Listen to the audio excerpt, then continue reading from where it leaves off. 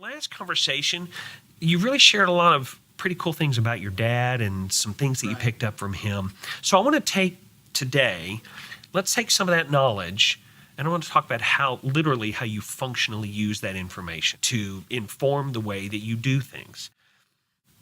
One of the things you talked about is a recurring revenue stream and how important that is.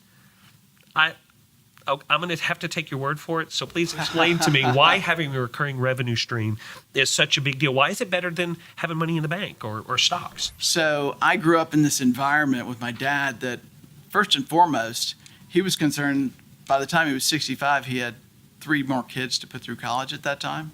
And so he knew in retirement he had to have some supplemental income. And if he had money in the bank, that doesn't provide any recurring revenue, right? So it's just money in the bank. There may be some small interest. Right now, if you go down to the bank, we're in the Bank of America building right now. If you go down to the bank and say, I want to get a CD, I don't think you'll get 1% on your money.